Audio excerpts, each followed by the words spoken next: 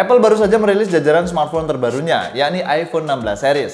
Pada ajang Apple Event 2024 yang digelar pada 9 September pukul 10.00 pagi waktu Pasifik. Biasanya iPhone baru menarik buat dinanti-nanti, karena membawa pembaruan yang mengejutkan. Namun berbeda ceritanya dengan iPhone 16 series. Spesifikasi iPhone 16 bisa dibilang minim upgrade. Loh kok bisa? iPhone 16 series tak membawa pembaruan yang signifikan atau setidaknya pembaruan yang bisa membuat penggemar berdecak. Sama seperti iPhone 15 series, iPhone 16 series juga terdiri dari 4 model, yaitu iPhone 16 versi reguler, iPhone 16 Plus, iPhone 16 Pro, dan iPhone 16 Pro Max. Keempat model tersebut sebenarnya memiliki sejumlah pembaruan, akan tetapi pembaruan spesifikasi yang diusung di iPhone 16 series rasanya bukan seperti pembaruan yang biasa dihadirkan Apple selama ini. Spesifikasi iPhone umumnya bakal mengalami peningkatan pada generasi barunya.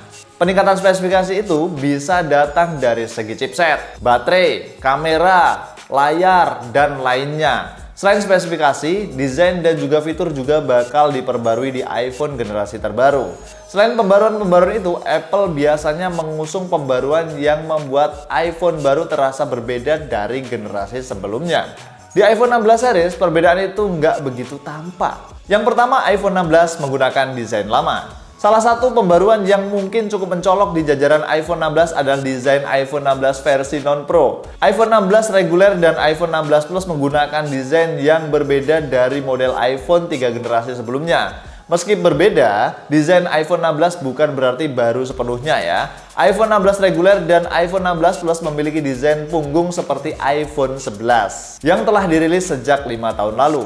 Dua kamera belakang iPhone 16 tersusun secara vertikal, tidak lagi diagonal seperti pada iPhone 13, iPhone 14, dan iPhone 15. Desain penempatan kamera belakang ini mengingatkan pada desain yang ada di iPhone 11 dan iPhone 12. Sementara itu, desain iPhone 16 Pro dan iPhone 16 Pro Max secara umum tampak masih sama seperti pendahulunya.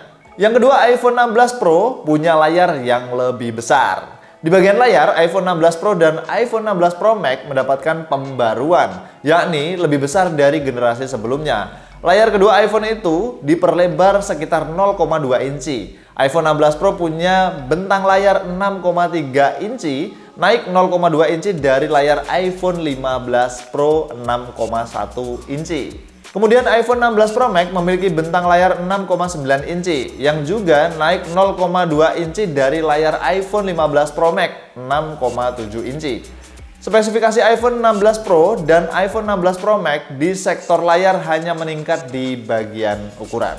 Yang ketiga, layar iPhone 16 masih juga belum mendukung ProMotion Display. Lah kok bisa? Untuk iPhone 16 versi non-Pro, layarnya tak ada pembaruan. Spesifikasi iPhone 16 dan iPhone 16 Plus di bagian layar mirip dengan dua model pendahulunya. Layar iPhone 16 dan iPhone 16 Plus juga belum mendukung ProMotion Display. Artinya layar kedua ponsel itu belum mendukung teknologi refresh rate 120Hz yang bisa membuat sentuhan dan pergerakan layar lebih responsif. Fitur ProMotion Display hanya tersedia di iPhone 16 Pro dan iPhone 16 Pro Max. Yang keempat, peningkatan chip. Salah satu peningkatan spesifikasi yang cukup bisa dibanggakan dari iPhone 16 adalah chipset. iPhone 16 reguler dan iPhone 16 Plus menggunakan chipset baru, yakni A18, yang setingkat lebih tinggi dari iPhone 15 versi Pro. Untuk diketahui ya, sejak iPhone 14 dirilis, chipset pada model iPhone versi non-Pro menggunakan chipset yang dipakai di iPhone versi Pro generasi sebelumnya. Paham nggak nih? Misalnya iPhone 14 versi reguler menggunakan chipset A15 seperti iPhone 13 Pro. Kemudian iPhone 15 versi reguler memakai chip A16 seperti iPhone 14 Pro. Akan tetapi, pada iPhone 16 dan iPhone 16 Plus, pola penggunaan chipset itu berganti tidak seperti dulu. Yang mana iPhone baru tetap menggunakan chipset baru. Sementara itu, untuk membedakan dengan versi non-Pro, Apple menggunakan chip A18 Pro pada iPhone 16 Pro dan iPhone 16 Pro Max. Yang kelima, masih repot mainan tombol. Pembaruan berikutnya ada di segi tombol. Apple tampaknya masih repot mainan tombol di iPhone.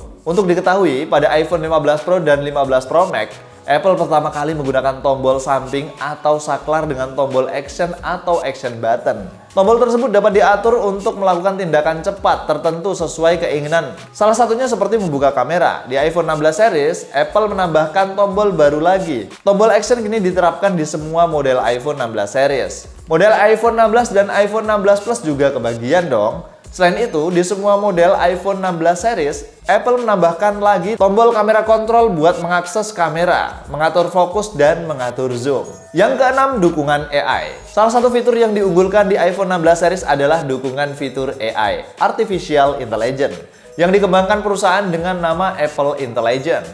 Dukungan AI pada smartphone sepertinya bukanlah hal yang baru ya. Ada banyak kompetitor yang telah lebih dulu menggunakan atau mengintegrasikan AI ke smartphone. Misalnya Samsung Galaxy AI. Dukungan AI di iPhone juga tak secara eksklusif hadir di iPhone 16 series. Pasalnya, saat iOS 18 dirilis pada 16 September lalu, iPhone 15 Pro dan iPhone 15 Pro Max juga bakal bisa mengakses fitur-fitur Apple Intelligence seperti iMac Playground, iMac One, Genmoji, dan lainnya. Yang ketujuh, peningkatan fitur kamera. Di atas kertas, spesifikasi kamera iPhone 16 series mirip dengan pendahulunya. Hanya saja, terdapat beberapa peningkatan fitur. Misalnya, di iPhone 16 dan iPhone 16 Plus, keduanya dibekali kamera 12 megapiksel dengan bukaan f1.9. Kemudian, iPhone 16 dan iPhone 16 Plus dibekali dua kamera belakang, yaitu kamera utama 48 megapiksel f1.6 dan kamera ultrawide 12 megapiksel f2.2. Komposisi spesifikasi kamera di iPhone 15 series ini mirip dengan iPhone 15 dan iPhone 15 Plus. Kemudian untuk iPhone 16 Pro dan iPhone 16 Pro Max, keduanya memiliki kamera depan 12 megapiksel dengan bukaan f1.9. Kemudian keduanya memiliki tiga kamera belakang, yaitu kamera utama 48 megapiksel dengan bukaan f1.78, kamera ultrawide 48 megapiksel f2.2 dan telefoto 12 megapiksel f2.8. Meskipun spesifikasi di atas kertas mirip dengan pendahulunya, iPhone 16 series mengusung sejumlah peningkatan fitur. Misalnya, perekaman video 4K Dolby Vision, makrofotografi buat memfoto objek jarak dekat dengan detail tinggi, dan perekaman spasial audio. Kamera utama di keempat model iPhone 16 series itu juga memiliki sensor atau sistem baru bernama Fusion, yang memungkinkan pengguna buat mengakses opsi telefoto dua kali menggunakan kamera utama. Yang kedelapan, baterai yang lebih tahan lama. Seperti smartphone baru pada umumnya, iPhone 16 series juga mengalami peningkatan spesifikasi di daya tahan baterai. iPhone 16 diklaim memiliki baterai yang tahan buat memutar audio selama 22 jam. Peningkatan 2 jam dari iPhone 15. Kemudian iPhone 16 Pro memiliki baterai yang tahan buat memutar video selama 27 jam.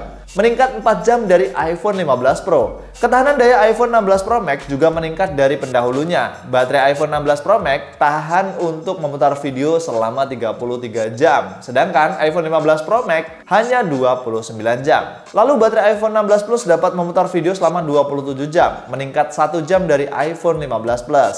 Dari pembaruan-pembaruan yang minim tersebut, jika dibandingkan dengan generasi sebelumnya, iPhone 16 series bisa dibilang menjadi iPhone baru yang biasa aja.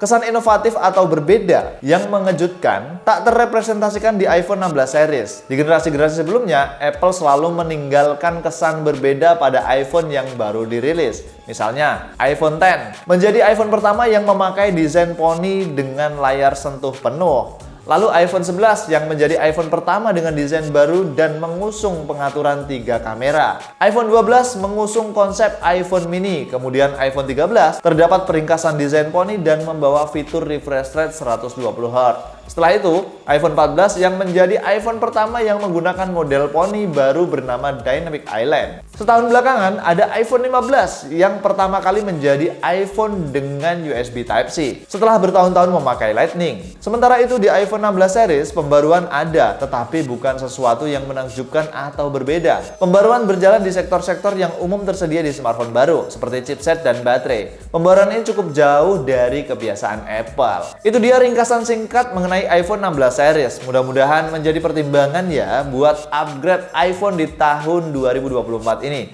Bagaimana komentar teman-teman? Jangan lupa subscribe channel ini jika kalian belum, like videonya jika kalian suka, dan juga share jika informasinya bermanfaat. Kita ketemu di video selanjutnya. Terima kasih buat yang sudah nonton video ini sampai habis. Wassalamualaikum warahmatullahi wabarakatuh.